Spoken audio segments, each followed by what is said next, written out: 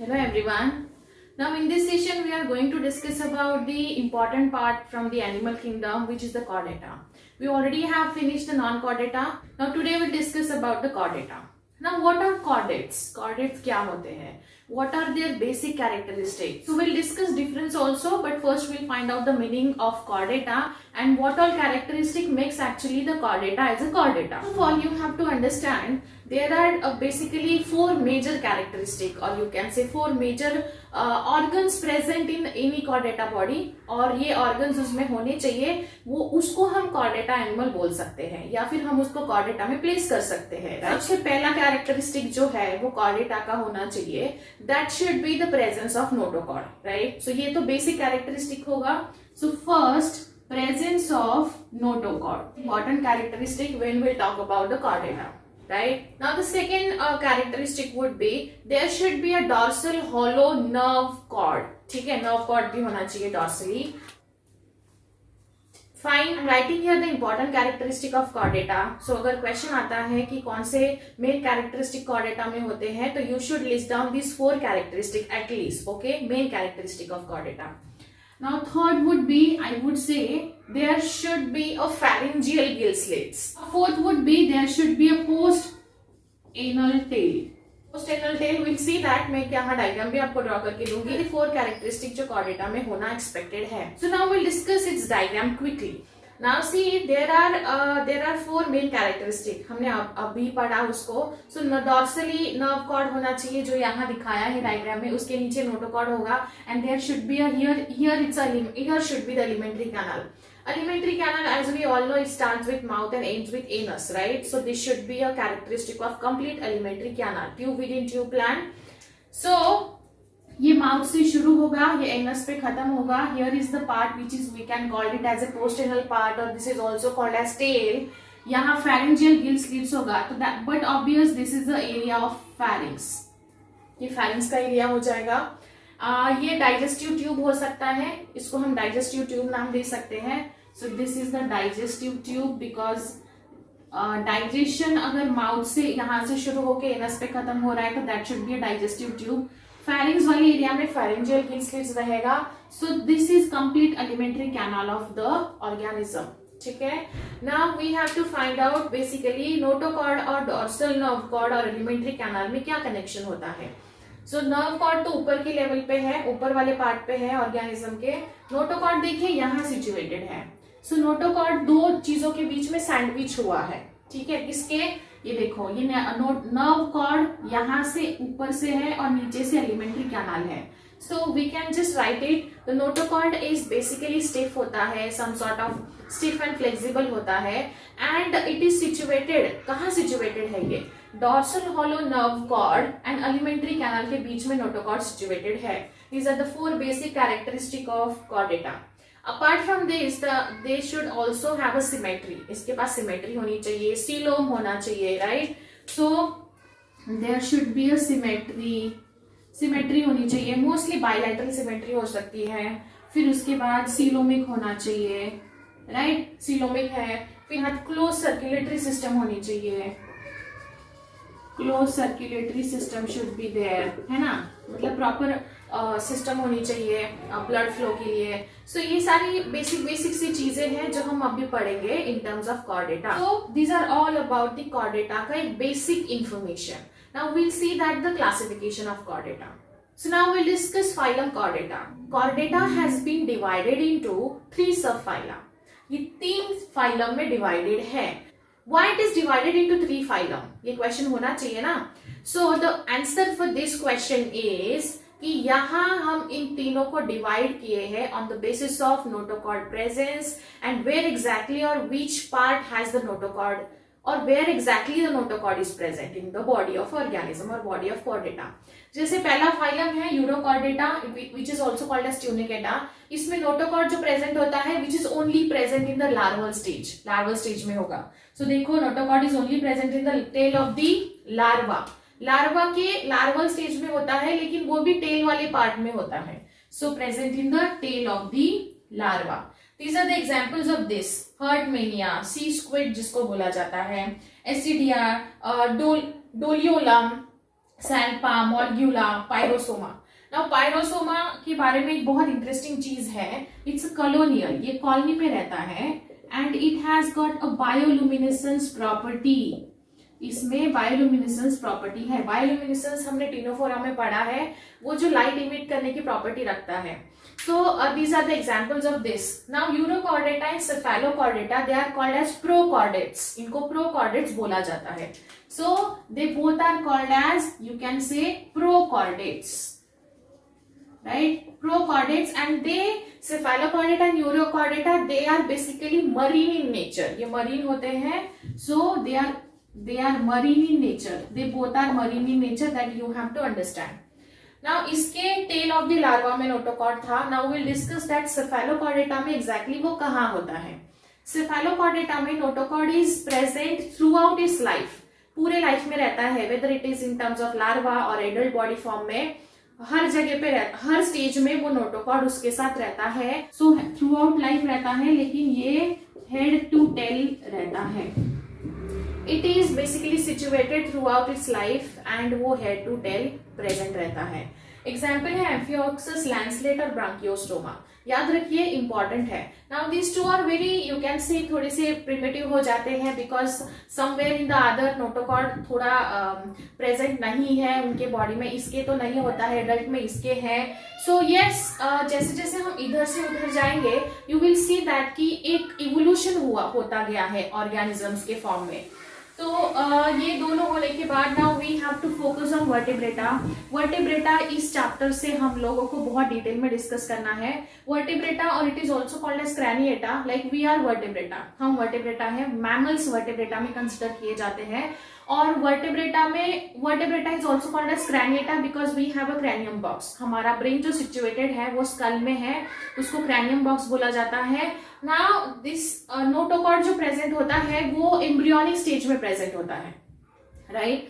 So notochord is present in the embryonic stage only, but then it is replaced by, you can say, bony हो सकता है और cartilaginous vertebral column से replace किया जाता है in the adult form of its organism. So देखिए, याद रखिए, नोटोकॉर्ड भी वर्टेब्रेटा में एम्ब्रियोनिक स्टेज में होता है, लेकिन उसका आगे डेवलपमेंट है, मतलब वो वहां डिसअपियर नहीं हो रहा है। वो नोटोकॉर्ड जो एम्ब्रियोनिक स्टेज में प्रेजेंट है, वो आगे जाके उसका डेवलपमेंट किसी और चीज में हो रहा है, which is vertebral column, and replaced by bony और cartilaginous vertebral column in adult form. Now we have to understand कि वर्टेब्रा कौन कौन से अगेन क्लासेस में डिवाइड किया गया है। Okay, now will discuss the detail classification of Vertebrata, right? So now see, Vertebrata में आप देख सकते हो यहाँ दो सेक्शंस बने हुए हैं। These are the sections, Agnatha and Gnathostomata. Vertebrata में बहुत सारे एनिमल्स कंसिडर किए जाते हैं, तो इसमें से फर्स्ट ऑफ ऑल जो ऑर्गेनिजम्स को डिवाइड किया गया है उसको सेक्शन बोला गया है। जो ऑर्गेनिजम्स उनके पास जॉ है, दोज आर बियरिंग जॉज, उनको ग्नाथोस्टोमाटा में रखा गया है, विच जॉ, और they bears a jaw, right? And जो जिनके पास जॉ नहीं होता है, विदाउट जॉ और जॉलेस एनिमल है, उनको यहाँ रखा गया है अग्नाथा में। सो इसको याद रखना बहुत इजी है, बिकॉज इसमें एक ही क्लास है which is called as cyclostomata. इसमें एक ही क्लास है साइक्लोस्टोमाटा, एग्जाम्पल पेट्रोमाइजन और मिक्सिन। रिमेंबर दिस, इसमें काफी बार क्वेश्चन पूछे जा चुके हैं। एनालिसिस ऑलरेडी 13 to 19 करके रखा है एनिमल किंगडम का, तो अगर आप वो वीडियो जाके देखते हो तो वहां आपको पता चलेगा कि इस चैप्टर से कहाँ एग्जैक्टली क्वेश्चन पूछे जाते हैं। तो this is the area where you can get most of the question, यहाँ से आता है।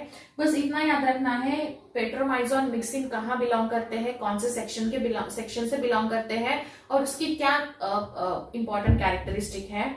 और भी बहुत सारी कैरेक्टरिस्टिक है, बट बेसिक जब आप चार्ट बनाते हो तो उसी में आपका पूरे नोट्स को कंपाइल कर लीजिए इसी चार्ट में, सो दैट आपको बार बार रीड करने की जरूरत नहीं है।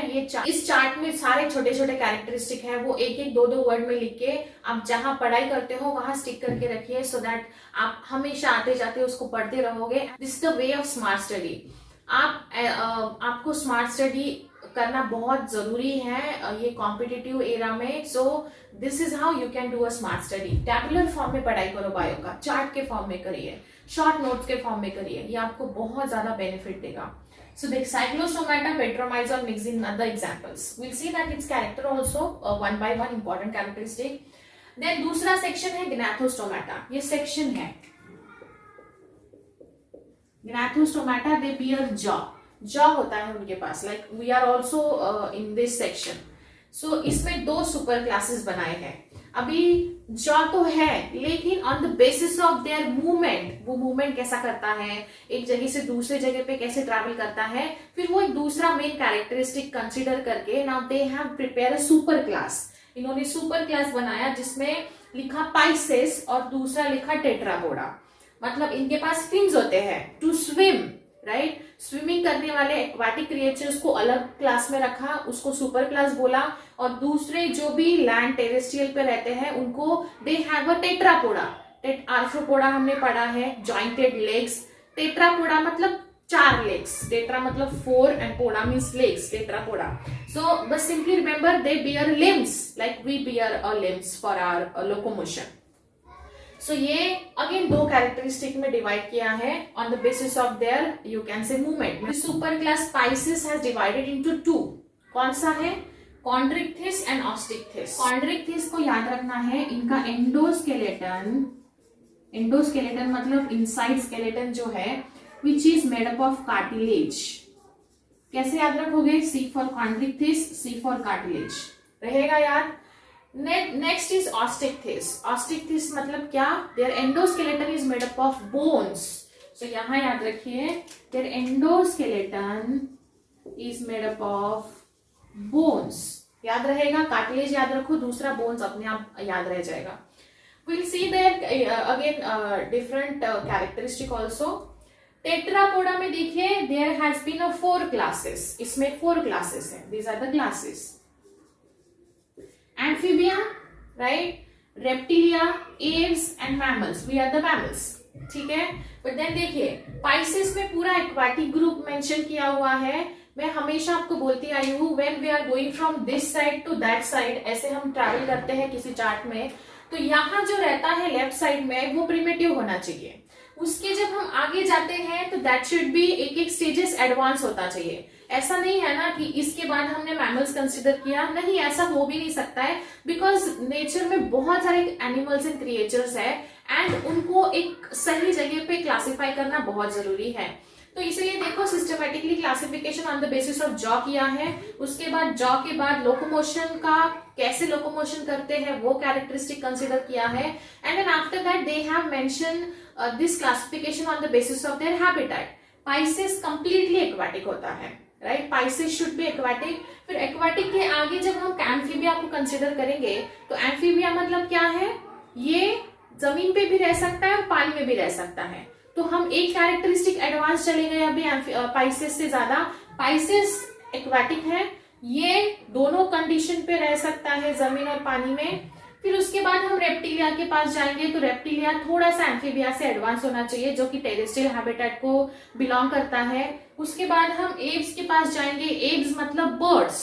बर्ड्स टेरेस्ट्रियल हैबिटेट होती है, फ्लाई करने का पोटेंशियल रहता है उनके पास. और मैमल्स मतलब इस क्लासिफिकेशन का हमने जितने अभी 2 चार्ट पढ़े सबसे हाईएस्ट डेवलप और यू कैन से सबसे एडवांस एनिमल जो है वी आर दिस मैमल्स. ठीक है. सो आप यहाँ याद रखिए मैमल्स जो है कैरेक्टरिस्टिक ऑफ मैमल्स मतलब हमारे कैरेक्टरिस्टिक वहां लिखना एक्सपेक्टेड है विथ नंबर ऑफ एग्जाम्पल्स. फिर उसके बाद देखिए हम अभी यहाँ बात चल ही रही है तो हम लोग उनके हार्ट के बारे में भी बात कर लेते हैं. अभी देखिए पाइसेस जो है पाइसेस में 2 चेम्बर हार्ट होता है. ठीक है. सो यहाँ आपके नोट्स में शॉर्ट नोट्स कैसे लिखना है मैं एग्जाम्पल दे देती हूँ. Pisces has a 2 chamber heart. CH मतलब चेम्बर हार्ट. 2 चेम्बर हार्ट होता है. फिर इवोल्यूशन देखो हार्ट का कैसे होता गया. Amphibia has a 3 chamber heart. Amphibia में 3 चेम्बर हार्ट रहेगा. रेप्टिलिया में पार्शियली 4 रहेगा. यू कैन से मतलब 3 से ज्यादा है और 4 से कम है. ठीक है. सो आप यहां लिख सकते हो इट्स अ पार्शियली 4 और यू कैन से कंप्लीटली 4 नहीं होता है बट 3 से ज्यादा 4 से कम मतलब एक छोटा सा कंपार्टमेंट एक्स्ट्रा है मतलब 3.5 बोल सकते हो उसको. बट इसमें एक एक्सेप्शनल केस है और वो है क्रोकोडाइल.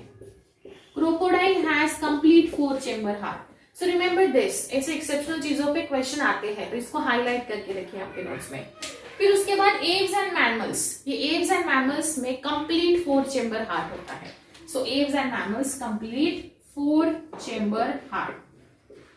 सो देखिए सी द इवोल्यूशन, यहां से शुरू किया था 2 चेम्बर से, 4 चेम्बर पे खत्म हुआ with a highly advance animal on the earth planet.